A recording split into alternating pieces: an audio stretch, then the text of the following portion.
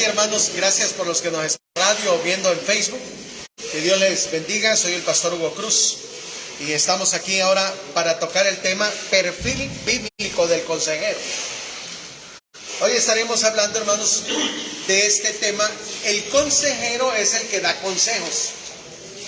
No somos psicólogos, hermanos. La psicología está enfocada desde un punto de vista del hombre. ¿Que es buena? Claro que sí, porque nosotros somos seres humanos. Pero el consejero da consejo desde el punto de vista o desde la perspectiva bíblica. Entonces, una persona viene con un problema. Si es un consejero que va a ayudar a esa persona en la toma de decisiones, el consejo va a ir por el lado bíblico. Pero si es un psicólogo, el psicólogo también lo va a tratar de encauzar, pero por un lado desde la perspectiva humana. Obviamente que la consejería bíblica va a ser más efectiva, porque en la consejería bíblica vamos a buscar que esa persona tenga una relación con Dios, y el psicólogo que tenga una relación consigo mismo y con los que le rodean. Obviamente que el psicólogo no lo va a llevar a Dios, y nosotros sí. Entonces dice, pero no podían resistir a la sabiduría y al espíritu con que hablaba. ¿De quién está hablando el texto, hermanos? ¿Se acuerdan de Esteban? ¿Por qué la gente acude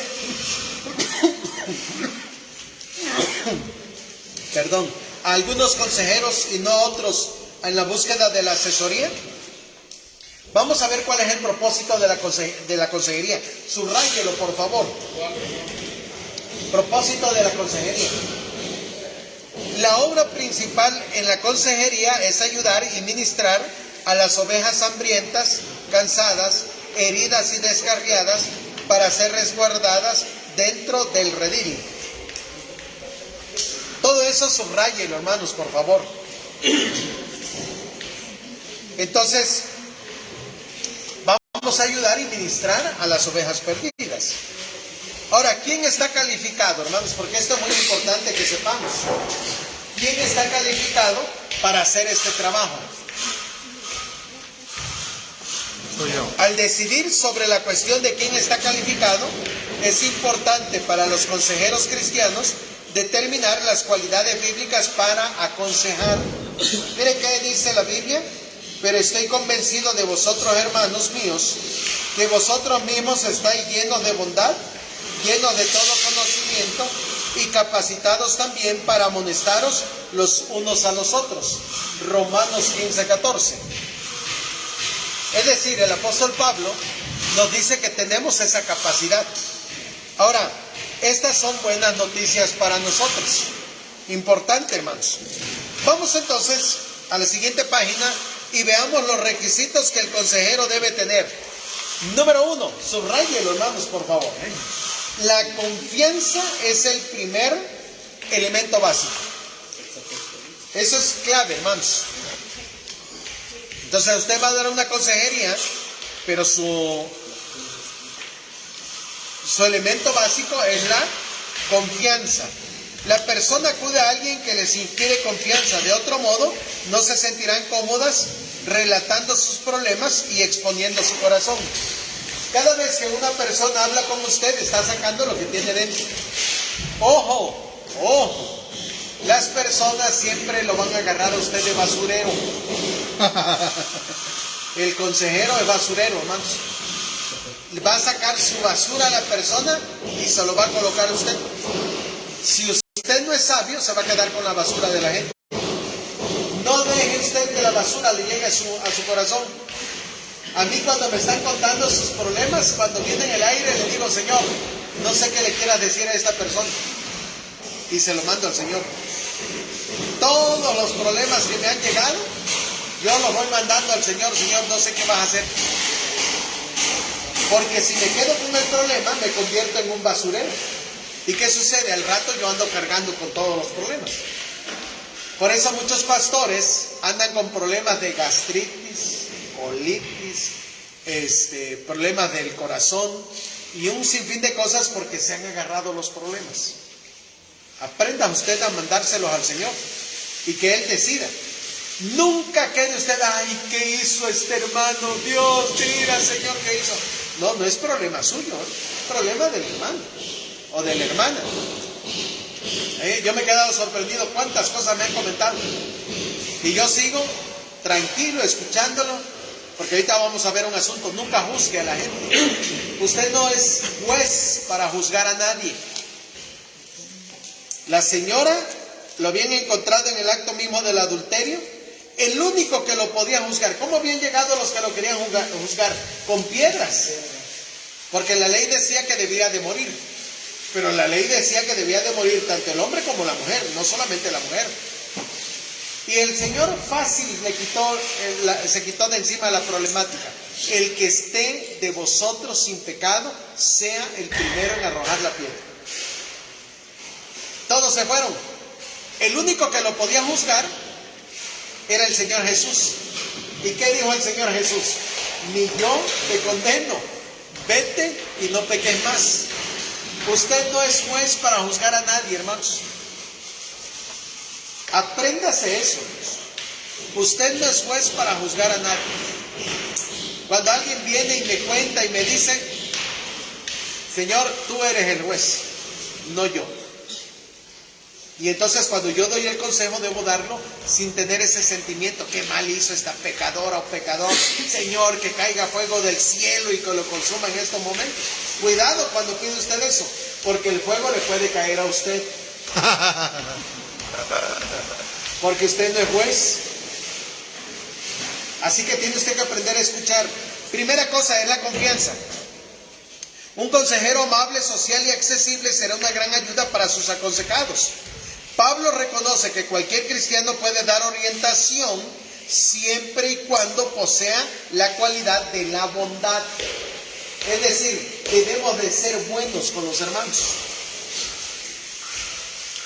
Cayó en pecado, pues. Ese es su problema de él. Vamos a tratar de ayudarle a que salga de allí para que siga adelante. ¿Qué harían ustedes con una persona, hermanos, que llegara al templo, se parara en el púlpito y estando en el púlpito le inventara el 10 de mayo a todos los hermanos? Yo pienso que lo sacarían del pelo, ¿eh? Pondrían allá en la punta y le darían una patada y decirle, nunca más se vuelva a parar aquí. Pero hubo un hombre que hizo eso, hermanos. Maldijo. ¿Y saben a quién? A Dios. Y se sintió mal. No habían pasado 40 días cuando el Señor lo llama. A ver, vente para acá. Vamos a platicar. 40 días. Y el Señor lo restaura. Y a los 50 días, a los 10 días después de la restauración, aquel hombre se paró y predicó y ganó 3,000 hombres. ¿Quién fue? Pedro, ¿no? Yo les aseguro que si alguien hace eso en nuestra iglesia, lo mandamos a disciplina unos 20 años, ¿no? Y que nunca más se vuelva a venir a parar. Y si dentro de 20 años viene a parar, vamos a ver. Que se quede sentadito ahí unos 2, 3 años para ver si cambió. El Señor en 50 días restauró a Pedro, hermanos. Y en los 50 días lo estaba usando. El primero se ganó 3,000. ¿Y luego cuánto se ganó? 5,000. ¿No es cierto que cuando nos enojamos con algún hermano, nos imaginamos que también Dios está enojado con aquel hermano? Debe ustedes saber que cuando yo me enojo con algún hermano, a aquel hermano Dios lo sigue amando, lo sigue bendiciendo. Porque Dios no agarra pleitos ajenos, hermanos. ¿Eh? Pensamos que Dios agarra el pleito, ¿no? Pero Dios no agarra pleitos ajenos, hermano. Y a veces Dios perdona primero a aquel antes de que nos perdone a nosotros. Porque probablemente aquel ya le pidió perdón a Dios y usted no le pide perdón. Porque anda usted con su coraje. Es importante entonces, hermanos, que seamos bondadosos. No importa el pecado que le estoy contando, hermanos. Usted tiene que ser bondadoso. Póngase en su lugar. Hermanos, si alguno fuere sorprendido en alguna falta, vosotros que sois espirituales, restauradle con espíritu de ¿qué dice? De mansedumbre, de bondad. Si quieren la explicación, está el libro. Considerándote a ti mismo. No sé que también tú seas tentado. Entonces cuando yo veo a la persona, yo debo pensar, ¿y si yo estuviera ahí? Si yo fuera esa persona, ¿cómo le aconsejaría? Yo siempre que voy a predicar, cuando hay un ataúd ahí, me acerco y digo, y cuando yo esté ahí, ¿cómo va a estar la cosa? Así que tenemos que pensar, hermanos, antes de condenar. Usted no tiene derecho a condenar a nadie, hermanos. ¿Amén o no amén? Usted no tiene derecho a condenar a nadie si no fue contra usted que pecaron. Y probablemente esa persona ya Dios lo perdonó. Pero somos muy dados, hermanos, a querer condenar a la gente. Porque esa es nuestra naturaleza. Número 2, escuchar. Estamos hablando de los requisitos, hermanos. Número 1, debe ser bondadoso. Número 2, debe escuchar. El buen consejero escucha atentamente lo que dice el asesorado y trata de entender lo que le sucede, lo respeta, subraye eso donde dice lo respeta y tiene interés en él como persona y no como un caso más.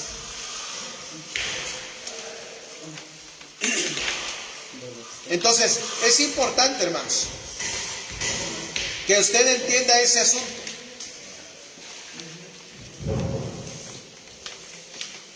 Entonces, tiene interés como persona.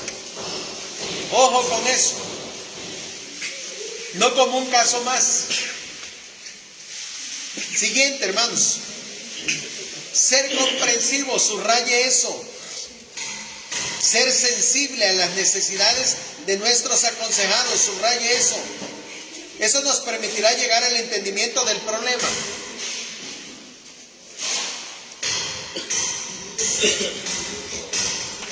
Eso es lo que me sorprende del Señor Jesús.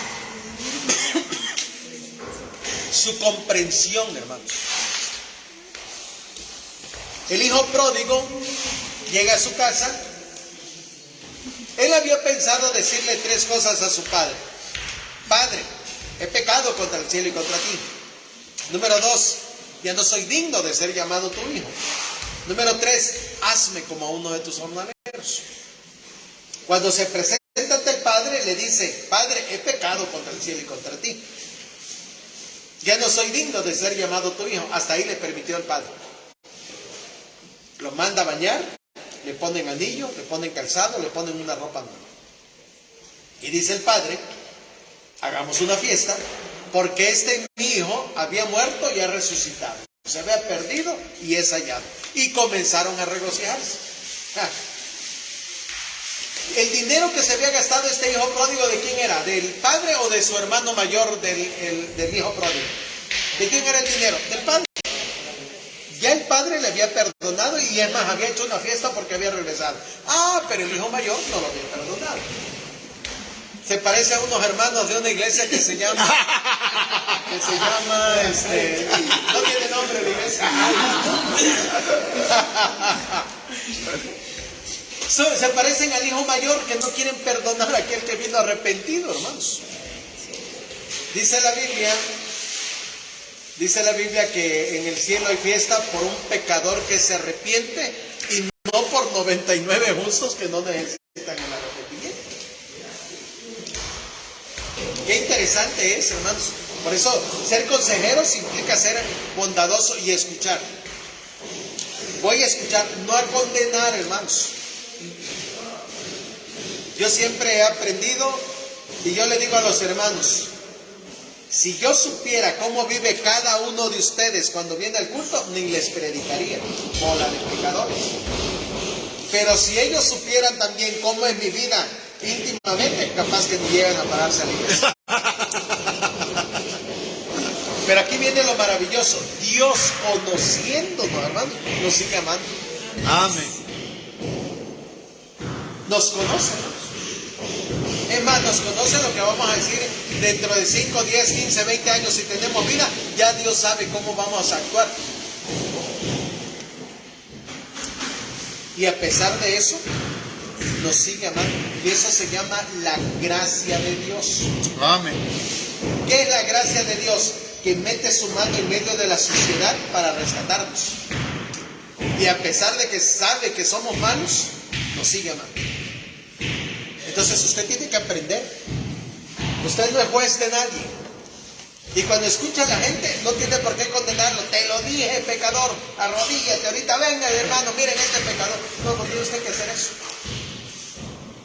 La Biblia dice de que si una persona comete un pecado, hay que ir a solas y hablar con él.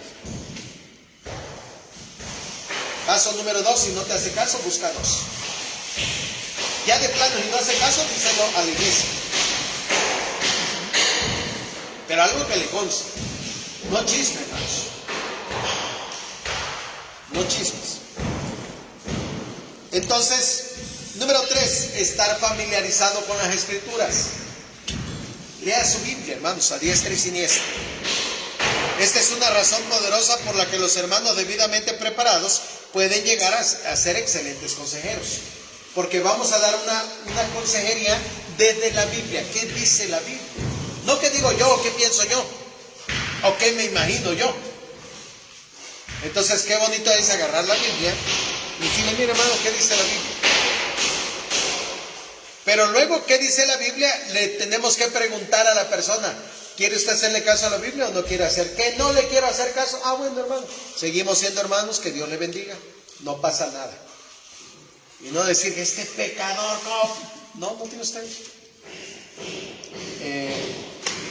Vamos a entrar en un tema teológico aquí, hermanos.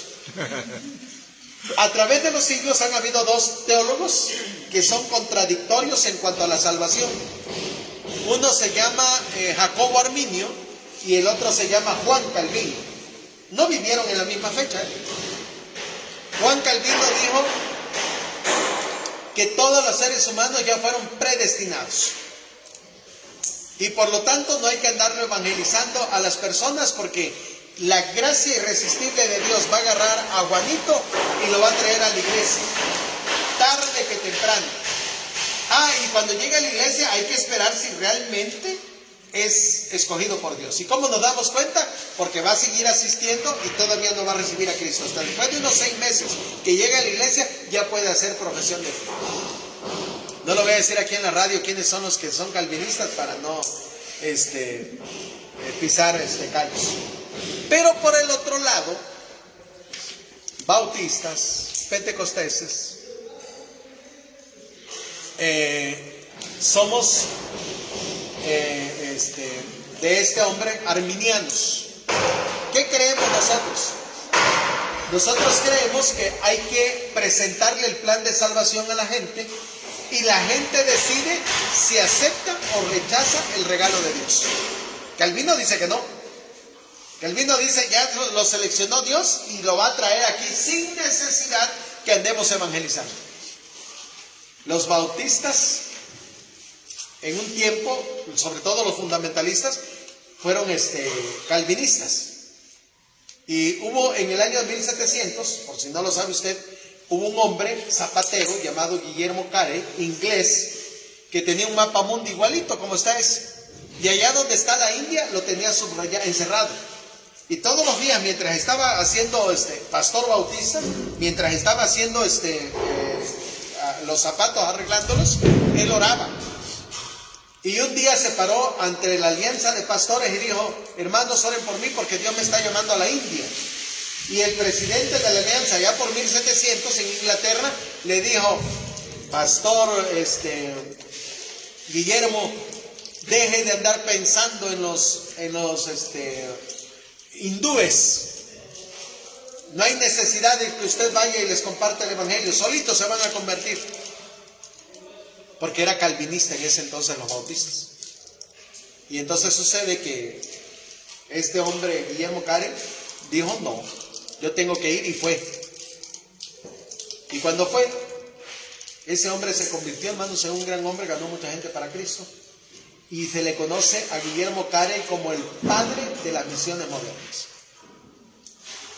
Ahora, los bautistas, pentecosteses, por eso hacemos campañas evangelísticas. Porque creemos que la decisión está en la gente. Dios te ofrece el regalo y tú decides recibirlo o rechazarlo. Y Jacobo Arminio es el que tuvo esta idea.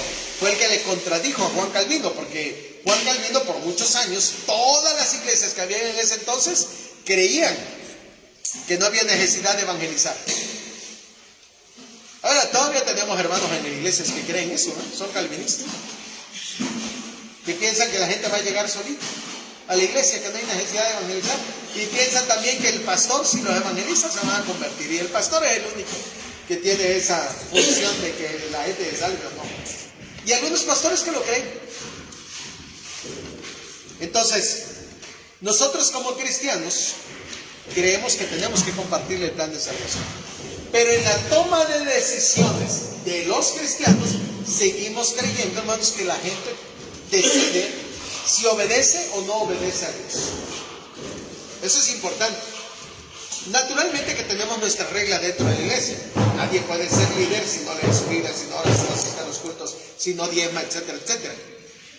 Pero al final de cuentas la gente decide, hermanos, qué decisión va a tomar. Y si la gente decide tomar una decisión, usted debe respetársela. Respete las decisiones de los hermanos. No debe imponer nada. Yo no soy evangelista, hermanos, pero un día estaba yo dando un tema de familia, pero me habían dicho que habían llegado en ese entonces 15 parejas, hermanos, inconversas. Era una cena, ya ni me acuerdo dónde. Y entonces prediqué, hablé de la familia y les pregunté, ¿habrá alguien que quiera recibir a Cristo como Salvador personal? Habíamos orado. 14 parejas levantaron la mano. Y yo les dije, todos los que han recibido a Cristo pasen al frente. Les vamos a obsequiar un material. Las 14 pasaron. Y mientras iban pasando, las 15 parejas estaban en cierta parte especial. Se quedó una ya parada con su esposo al lado, la mujer y el esposo. Y ahí estaban agachados. Y de repente vino una hermana, quién sabe de dónde salió, no lo vi. Y casi los agarró del brazo a los dos, se puso en medio y los llevó al frente. Definitivamente esas personas no recibieron a Cristo, porque ni es pasar al frente ni hacer una oración como una persona recibe a Cristo. Es una decisión personal. Después de que yo prediqué, le dije a la hermana, no haga usted eso. Respete la decisión de la gente. ¿Respeta a Dios las decisiones o no las respeta? Ah, claro. Le dice aquel joven rico, Señor, ¿qué bien haré para heredar, maestro bueno, qué bien haré para heredar la vida eterna? Pero nuestro Señor, fíjense, siempre le llega a la mente a la gente y le dice, ¿por qué me llamas bueno? Bueno es solamente Dios. La respuesta de aquel joven debió haber sido, Señor, te estoy llamando bueno porque tú eres Dios. Pero no supo qué contestar el joven. Y el Señor le dice, a ver, ¿realmente quieres ir al cielo? Y aquel joven dice, sí, bueno, guarda los mandamientos. Y aquel joven insensato, que no sabía delante de quién estaba, le dice al Señor Jesús, todos los he guardado desde mi juventud. Y el Señor, hermanos, no le contradice. Él sabía que no las había guardado, pero le dice al Señor, está bien, te voy a hacer un examen de 10 preguntas. Vamos con la pregunta número 1. Los 10 mandamientos, el primer mandato es no tendrás dioses ajenos delante de mí.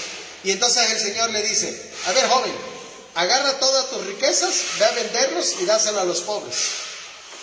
El joven había dicho que había guardado todos los mandamientos de su juventud. ¿Y qué sucede? No los había guardado, hermanos, porque cuando le habla del primer mandamiento, ¿qué hizo? Se dio la vuelta y se fue. Reprobado, hermanos. Y aquí viene lo interesante. ¿Qué hizo el Señor? Porque por ahí cantan un coro, no hagas llorar más a Dios por tu pecado. ¿Creen ustedes que Dios está llorando por el pecado nuestro?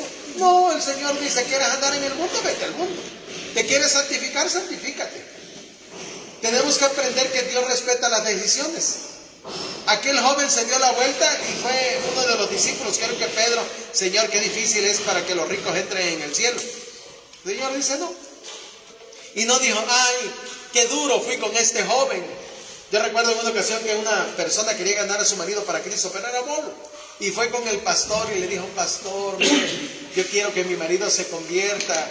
Pero él me dijo: sí, voy a la iglesia bajo una condición, que lleve yo mi pachita aquí debajo y mientras ustedes oran yo me echo mi trago. Y va la hermana y le dice al pastor. El pastor se rió. Hay gente que es así, hermanos. No se puede. Uno tiene que respetar la decisión. ¿Lo recibes o no lo recibes? ¿No lo quieres recibir? Bueno, no pasa nada. ¿Que te quieres ir al infierno? ¿Qué más le vamos a hacer? Pero hay gente que quisiera agarrar a las personas del pelo y traerlos a Dios. No se puede, hermanos. Tenemos que aprender que la gente tiene un asuntito que se llama libre albedrío. Y que si lo hace la fuerza, no cuenta. Es una decisión. ¿Qué dice el Señor? Dame, hijo mío, ¿qué? Tu corazón. Y no es a la fuerza, hermanos. Digo, yo estoy aquí, no a la fuerza. Yo glorifico a Dios y no a la fuerza. A veces quisiéramos hacer que la gente hiciera las cosas a la fuerza. Y como consejero queremos imponerle. No se puede, hermanos. O si lo puede usted hacer, no le va a funcionar. Por eso usted tiene que aclarar. Y el Señor siempre nos habla a la mente. Dice el Romanos 12:1: así que, hermanos, os ruego por la misericordia de Dios que presentéis vuestros cuerpos en sacrificio vivo, santo, agradable a Dios, que es vuestro culto. ¿Qué dice? De la mente, hermanos. No os conforméis a este siglo, sino transformaos por medio de la renovación de vuestra mente, para que comprobéis cuál sea la buena voluntad de Dios, agradable y perfecta. Aquí hay un principio interesante que se llama: cambia tu manera de pensar para que cambie tu manera de vivir. Y por cierto, arrepentimiento es una palabra griega que es metanoeo, que significa meta, cambio, y noeo, mente. El arrepentimiento, hermanos, es un cambio de mente. Entonces, cuando cambias tu manera de pensar, cambia tu manera de vivir. Si yo estoy aquí pensando que me va a caer esa cosa encima, ¿cómo creen que me voy a poner nervioso? Pero si cambio mi manera de pensar y digo: no, pastor ha puesto buenos albañiles y hay buenas columnas, no me va a caer encima, ¿cómo voy a estar relajado? Porque todo está, hermanos, aquí, miren, en la mente. Y entonces el evangelio llega a la mente. Si usted agarra a una persona y lo emociona, ¿qué tanto va a tardar su emoción? Va a tardar unos 2-3 días. Pero luego se va otra vez al mundo. Es importante entonces que sepamos este asunto de las escrituras. Dice nuestro material: el Espíritu Santo utiliza a los consejeros para enderezar errores mediante la aplicación de la palabra de Dios a los problemas humanos. Entonces la Biblia tiene, hasta si busca construir algo, dice la Biblia, primero calcula si lo vas a terminar y no vas a quedar a medias. Habla de todas las situaciones de la vida, la Biblia, hermanos. Tiene usted que leerlo. Ahí en la Biblia encontramos, hermanos, de todo tipo de situaciones difíciles, problemas, angustias, y para todo hay solución. Lee usted Proverbios. Dice la Biblia, prohíbe la Biblia que usted ande saliendo de aval. Pero algunos hermanos, ¿cómo les gusta andar saliendo? Y luego no paga a aquella persona y ahí le andan cobrando. La Biblia dice que es pecado hacer eso. La Biblia dice que no ande usted dando dinero en préstamo. Pero a algunos hermanos les gusta andar. Y luego cuando no les pagan, ¿con quién vienen? Con el pastor. Mire, hermano, yo siempre les digo, hermano, ¿por qué no antes me vino usted a pedir el consejo? Si me lo hubiera usted pedido el consejo antes, yo le hubiera dicho, no le preste usted ningún peso. Porque es un hermano que no le gusta pagar. Y ni diezma. Y ni diezma, bandido. Si le roba a Dios, ¿cómo no le va a robar a usted? ¿No? Y yo les pregunto, aprovechando aquí del diezmo, ¿quién es más ladrón? ¿El que roba en un banco o el que le roba a Dios que no diezma? ¿Quién es más ladrón? Igualitos son los dos de bandidos. Bueno, no estamos hablando del diezmo, hermanos. Vamos al siguiente, hermanos. Conocer la naturaleza humana. Ya vimos que debemos de conocer los temperamentos. ¿Cuánto conoce el consejero al asesorado? Bastante, si él conoce la naturaleza humana y si se conoce a sí mismo. La tendencia de la gente a echar la culpa a otros, de su orgullo, rebelión, ego, culpa, temor, depresión, vergüenza, etcétera, son parte de la estructura humana. Siempre la gente le gusta echar la culpa a los demás. El pastor, por culpa de la iglesia. Nada, por culpa de la iglesia, culpa mía. No es correcto andarle echando la culpa a los demás, hermano, eso es inmadurez. Se aprende observando a las personas y por la propia experiencia, que es muy parecida a la de los demás. Mi experiencia es parecida a la de los demás, hermanos. ¿Por qué? Porque somos seres humanos. Así que yo puedo, cuando alguien me dice, es que no he leído la Biblia, yo me quedo pensando, a mí también hubo un tiempo que no me gustaba leer la Biblia, que no me gustaba orar, yo también ayunar y demás. Puedo comprender a la gente, porque yo también he pasado esa misma experiencia. Número 5, hermanos, estamos hablando requisitos que el consejero debe tener. Número 1, confianza. Número 2, escuchar. Número 3, familiarizado con las escrituras. Número 4, conocer la naturaleza humana. Y número 5, conocer y controlar con la ayuda de Dios su propia problemática y su condición humana. ¿Usted está consciente de sus deficiencias morales o emocionales? Cada uno de nosotros tiene sus debilidades. Se llama FODAS. FODAS es una palabra, es un acróstico. F significa fortalezas. O, oportunidades. D, debilidades. Y A, amenazas. Usted debería de saber cuáles son sus fortalezas. FODAS. F, fortalezas. En una hoja tamaño carta debería dividirla en 4 y poner cuáles son mis fortalezas, cuáles son mis oportunidades. Número 2, oportunidades. Número 3, debilidades. Y número 4, amenazas.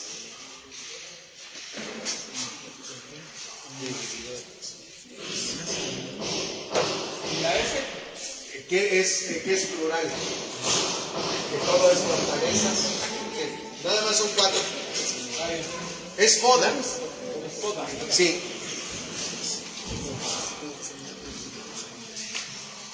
Entonces, usted debería conocer cuáles son sus fortalezas, cuáles son sus oportunidades, cuáles son sus debilidades y cuáles son sus amenazas.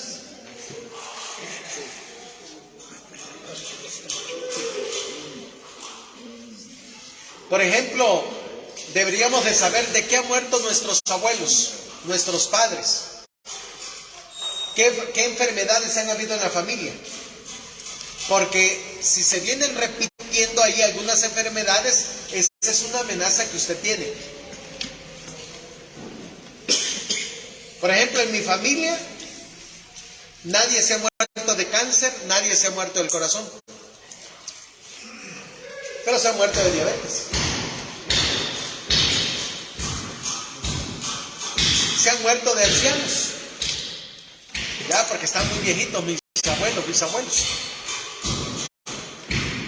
Entonces, pero si se viene repitiendo por ahí de que del corazón, ojo, puede ser que usted tenga de cáncer, puede ser que usted tenga cáncer. Son situaciones que uno tiene que ir analizando, esas son amenazas. ¿Cuáles son sus debilidades? Usted lo sabe. Todos tenemos debilidades, hermanos. Mientras estemos en esta tierra vamos a tener debilidades. Conózcalas, pero también conozca cuáles son sus fortalezas. ¿Qué cosas puede usted hacer? Entonces es importante conocer y controlar con la ayuda de Dios su propia problemática. Si no me entiendo bien en mis lados oscuros e íntimos de mi historia personal y de mi vida familiar, que incluyen éxitos, derrotas, pecados y todo mi pasado, yo no podré comprender a otros. Entonces la consejería se da desde una comprensión, no alcahuetería. Esa es otra cosa. Nunca sea cómplice de pecados ajenos. Si la persona viene y le dice, mire pastor, que me robé 10,000 pesos y no quiero que lo diga usted, ojo, cuidado. Usted no es cómplice de nadie. No, señor, ya me lo dijiste, ni modo, te aguantas. No soy tapadera de nadie. Le dijo la hermana a un pastor, hermano, me siento mal, porque mire, mi esposo es diácono en la iglesia, es líder, y yo me enamoré del jovencito aquel, mire, fulano de tal que llega a la iglesia, y tengo encuentros sexuales con él constantemente. Pero si usted se lo dice a mi marido, si usted va a ver cómo le va a ir. No habían pasado 3 meses cuando me estaba llamando y me decía, ¿qué hago? Simplemente llamar a la hermana y decirle, ¿sabe qué? Cometí un error de haberle sido su tapadera, pero en estos momentos no lo voy a hacer. Por eso lo estoy llamando. Y en estos momentos, tráigame a su marido aquí, vamos a solucionar ese problema. Porque no puede usted ser tapadera de nadie. El apóstol Pablo le dijo a Timoteo, cuídate de los pecados ajenos. No ande usted cargando con pecados ajenos, hermanos.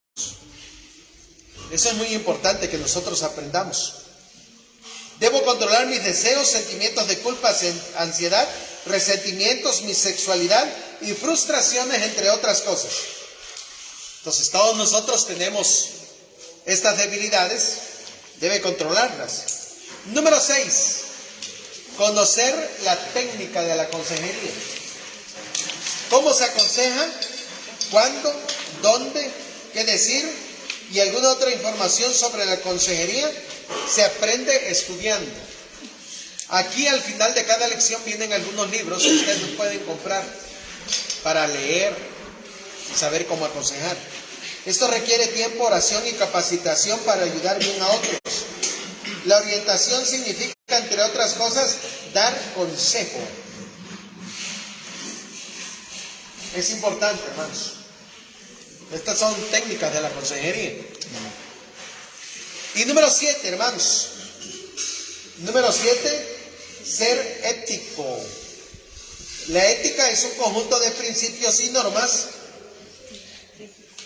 ¿Qué debo hacer y qué no debo hacer? De la cuestión de la moral.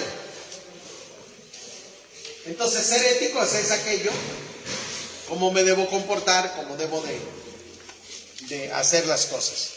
Por eso el consejero, número 1, hermanos, subraye eso, por favor. No debe divulgar los secretos que le confíen las personas a quienes ha aconsejado.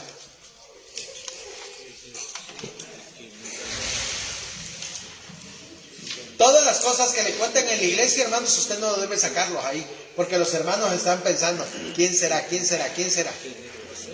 ¿A quién le habrá pasado? ¿No?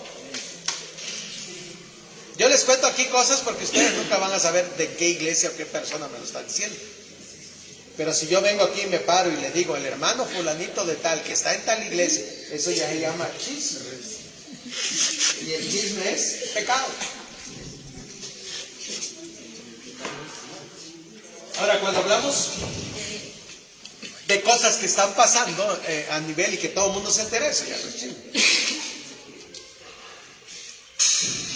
Por ejemplo, yo en lo personal no me cae tan bien el presidente de la República por algunas cosas que ha hecho, sobre todo con la familia. Y yo siempre me he echado unas discutidas con pastores que lo tienen en alto a Andrés Manuel López Obrador. Pero sí, ya son asuntos, hermanos, que se manejan a nivel que todo el mundo lo sabe. Pero las cosas que están pasando y que le vienen a contar, usted no lo debe sacar a luz. Es más, hay gente que me viene a decir, hermano, fíjese que aquel día le conté esto. No me acuerdo.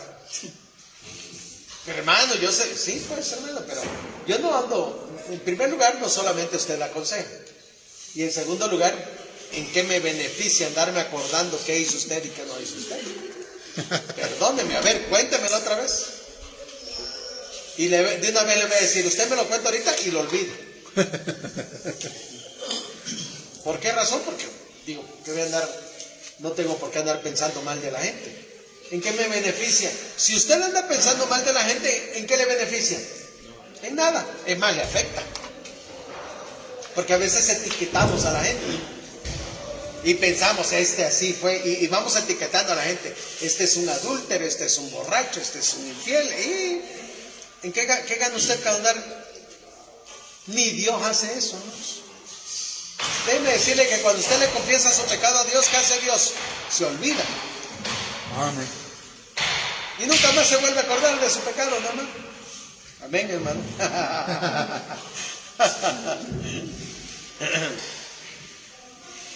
Siguiente punto, hermanos. Dice, letra B. No debe usarlos como ejemplos en sus sermones o estudios bíblicos. Subrayelo eso, hermanos. Tercero, cuando sea necesario, y eso es muy frecuente, subraye también eso, hermanos. Ni a su esposa o esposo debe comunicar la confidencia de otra persona. Yo siempre cotorreo a mi mujer, ella es psicóloga, hermanos. Mi esposa es enfermera y psicóloga. Y siempre anda dando consultas. Y yo siempre le digo, ¿y qué te contaron? Jamás me cuentan. Yo tampoco le cuento. Y nos quedamos mirando y a veces me dice, oye, ¿qué dio? Acuérdate que no debemos de decirnos nada. Porque si usted se lo cuenta a su mujer o a su esposo, también su esposo tiene o su esposa tiene ahí a su mamá, a su hermana, y ahí va la cadenita. Siguiente, hermanos. Subráyelo también. No debe censurar duramente a su asesorado ni criticarlo.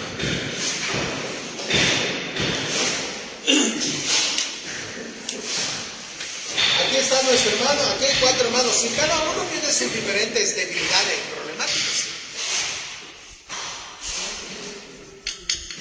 Entonces yo no soy quien para darle una regañada a cada uno por esto o aquello otro. El consejero no es su función, ni el pastor tampoco. Tiene su momento, hermanos, para llamar la atención. Tiene su momento. Pero no es su función andar regañando a toda la gente a cada momento.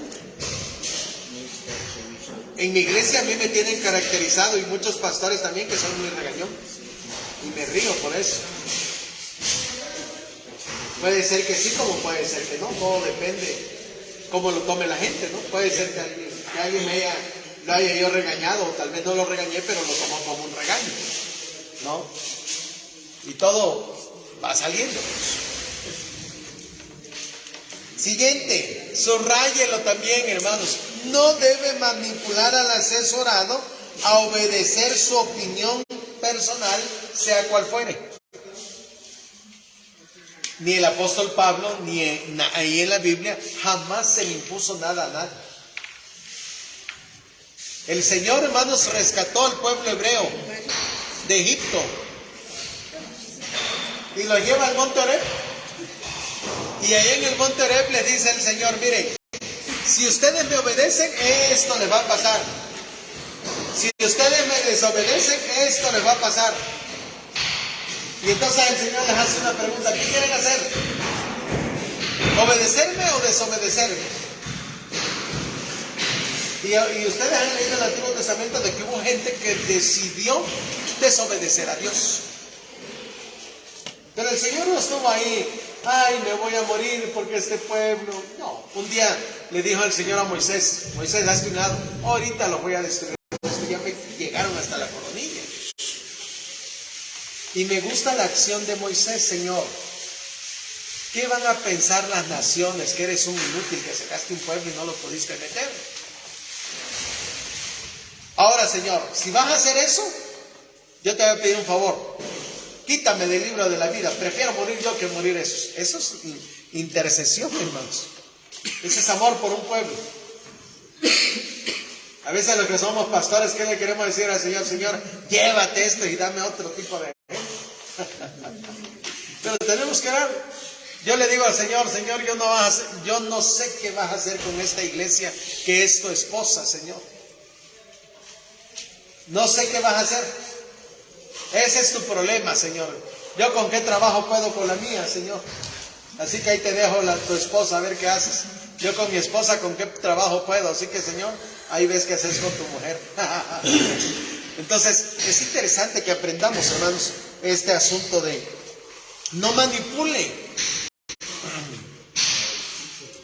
Siguiente, hermanos. Debe reconocer, subráyelo también, debe reconocer su error, su incapacidad, su ignorancia o su carnalidad delante de Dios en la consejería.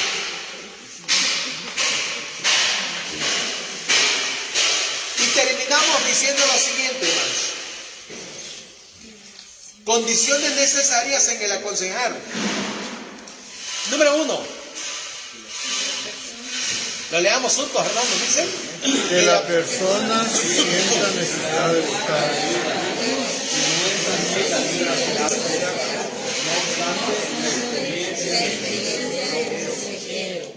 Ahí tenemos entonces condiciones necesarias, hermanos. Que sea la persona que busque el consejo. No ande usted dando consejo a diestra y siniestra. Un consejo no pedido es un consejo mal habido. Si la gente le pide, usted debe decirle, hermano, si alguien necesita un consejo, adelante. Pero no puedo estar andando, a ver, hermano, le voy a aconsejar aquí, le voy a aconsejar. No, no es esa su función. Deje que la gente se le acerque. Comuníquese. Dígales, puedo aconsejar si alguien quiere. Y siempre debe ser en estas condiciones, sentados, para que haya esta comunicación. Número 2, leámoslo juntos, dice que la persona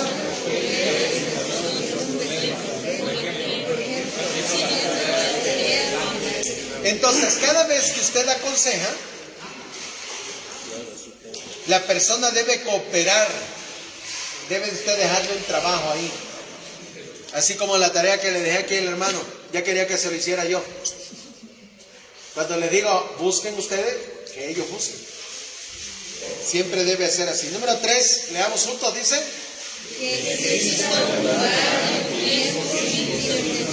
Entonces, cada vez que va a dar consejo, diga, mañana a las 7 de la noche, ¿qué le parece si platicamos? Vamos a platicar 50 minutos de este asunto, sin interrupciones. Si es usted hombre, nunca ande aconsejando a mujeres en lugares privados. Si hay que hablar con las mujeres, bueno, debe ser en un lugar público, de la gente lo pueda ver. Siempre debemos de estar a una distancia de 1 metro, hermanos, sea hombre o sea mujer. No puede usted estar aconsejando, a ver, aquí dígamelo al oído, nada de eso, ¿no? Siempre así de lejos. Usted no puede acercar y mucho menos estar tocando aquí o tocando allá, eso no debe ser. Número 4, dice que el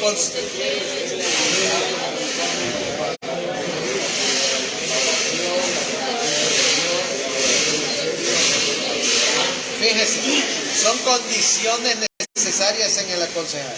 Dice la Biblia, instrúyanse y aconséjense unos a otros con toda sabiduría. Así es, hermano. Ojalá que puedan seguirse capacitando en esta área de la consejería, hermanos. El aconsejar es una bendición. Que Dios les bendiga, ha sido un gusto estar con ustedes. Y gracias por la invitación.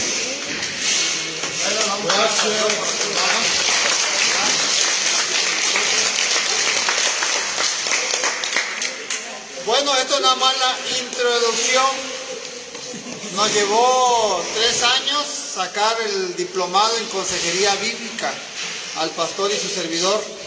Y él se fue a la más grande porque ya se fue a andar dando ya consejería bíblica más profesional.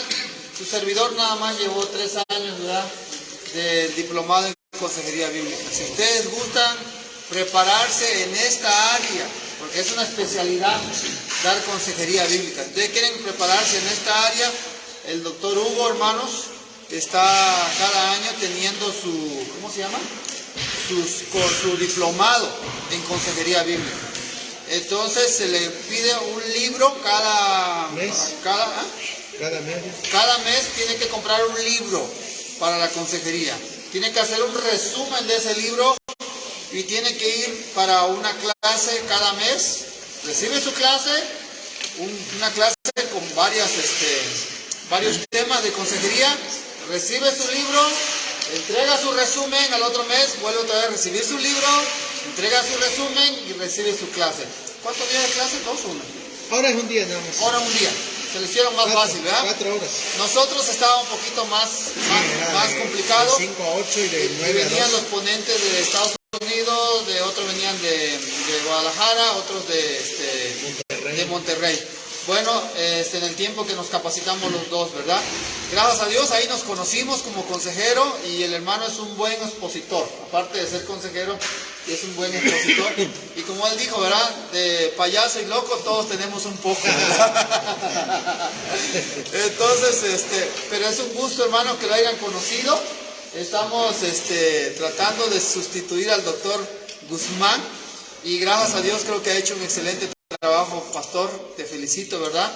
Ya te conocía de muchos años atrás, así que me da gusto trabajar contigo esta ocasión. Amén. Y esperamos en Dios, hermanos, tenerlo este nuevo año para estar con nosotros. Desafortunadamente, se lo perdieron mis exalumnos porque tenía deseo que vinieran los que ya fueron graduados y que estuvieran en esta clase que no lo habían tenido.